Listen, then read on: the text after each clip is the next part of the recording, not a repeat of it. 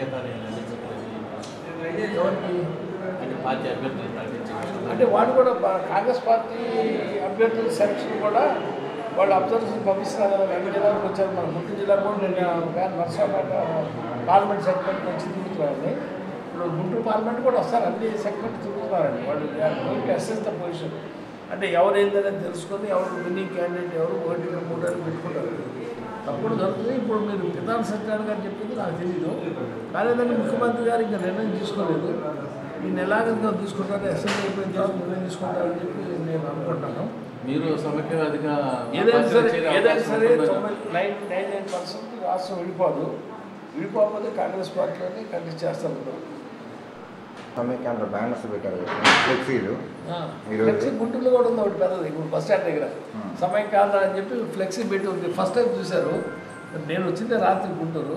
Flexi మరి ఎవరు పెట్టారో కూడా తెలియదు. కనుక్కోమన్నాను. అశోక్ బాబు గారు మేము ఎంప్లాయీస్గా మేము ముందుకు వస్తున్నాము, కేంద్ర మంత్రులు ముందుకు రావట్లేదు, వాళ్ళ మీద వాళ్ళు వెళ్ళేసే పరిస్థితి అశోక్ బాబు ప్రకటించారు. అశోక్ బాబు గారు కూడా ఎక్కువ మాట్లాడతారు. అనవసరం రాజకీయం మాట్లాడకూడదు. ఆయన పని ఏంటంటే లిమిటెడ్ ఏంటంటే ఈ has to support Samaikyandhra. Samaikyandhra కోసం ఫైట్ చేస్తున్నాడు. మంచిదే, కంగ్రాచులేటివ్, చాలా సంతోషం. అతను ఫైట్ చేస్తున్నాడు. అతను ఎంపీస్ గురించి కానీ ఇంకోటి గురించి కానీ అతను క్రిటిసైజ్ చేయడం మంచి పట్టు కాదు. ఆయన పని ఆయన తీసుకెళ్తున్నాడు. మా ఇంటి పని ఎంపీ చేస్తున్నారు. కేంద్ర మంత్రులు కరెక్టేనండి. ఎవరు భావన అనుకుంటుంది. ఇప్పుడు ఆయన ఎంప్లాయీ ఉండి వచ్చేస్తున్నాడు కదా. ఆయన ఏంది రాష్ట్ర భవిష్యత్తు గురించి, రాష్ట్ర ప్రజల భవిష్యత్తు మీద అతను ఫైట్ చేస్తున్నాడు. అది మంచిదే, దానికి ఉదాహరణ కాదంటలేదు. అట్లే వాళ్ళు మినిస్టర్లు వాళ్ళ ఆలోచనతో మనకు తెలియదు కదా. ఏదైనా సరే ఎవరి పని వాళ్ళు చేసుకెళ్తున్నారు. ఆయన పని ఆయన తీసుకెళ్తున్నారు, మంచిదే. మేము కూడా ఎవరి పని వాళ్ళు చేసుకెళ్తున్నాం. సమైక్యం ఉంచడానికి అందరం కలిసి ప్రయత్నం చేస్తున్నాం. పోవచ్చు. ఎందుకంటే ఇప్పుడు మనకి అందరూ ఎమ్మెల్యేలు అందరూ కూడా మాట్లాడాలి, వాళ్ళ అభిప్రాయాలు చెప్పాలి, మంచి చెడు చెప్పాలి.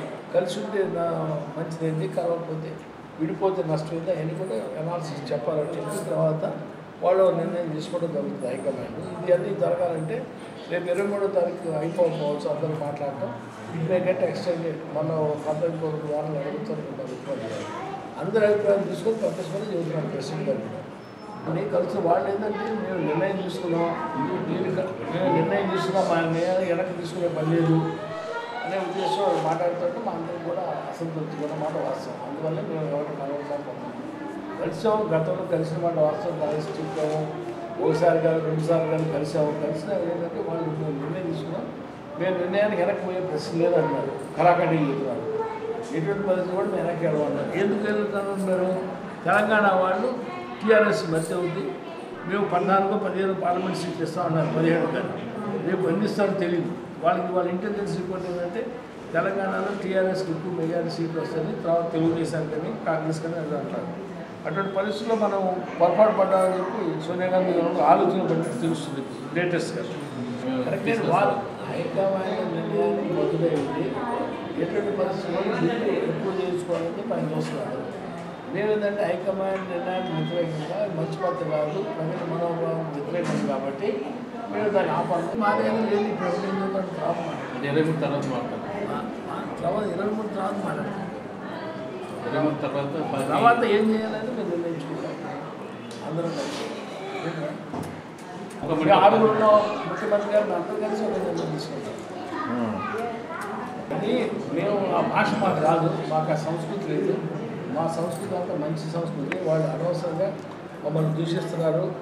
మరి టంగుటూరి ప్రకాశం మంత్రి గారిని కూడా అన్నమాట అన్నాడు. అది మంచి పద్ధతి కాదు. అసలు సీనియర్ నాయకుడు అట్లా అనకూడదు. ఏదైనా సరే వాడు ఆయన వెనక్కి తీసుకున్నాడు మంచిది. ఏదైనా సరే అందరూ కలిసి ఉండాలి. ఎవరైనా సరే అందరూ కలిసిమెలిసి ఉండాలి అన్నదమ్ములాగా. మీకు కావాలంటే మీకు వాళ్ళు ఏమంటారు? తెలంగాణ టీఆర్ఎస్ వాళ్ళు మాకు సుపరిపాలన కావాలన్నారు. సుపరిపాలన మేము అనుకుంటే లేటెస్ట్గా మీరు చేసుకోండి. రాష్ట్రాల సమైక్యం ఉంచండి. మీ ఆంధ్రప్రదేశ్ నచ్చకపోతే తెలంగాణ ప్రదేశాన్ని పెట్టుకోండి. మీరు 10 సంవత్సరాలు 20 సంవత్సరాలు మీరు కావాలి, మీరు రాజ్యం ఎదుర్కోండి, మాకు అభ్యంతరం కూడా చెబుతున్నాం. విభజించడం ఎందుకు? సోదరులు అన్నదమ్ముల్ని అక్కడే ఎందుకు విభజించాలని మేము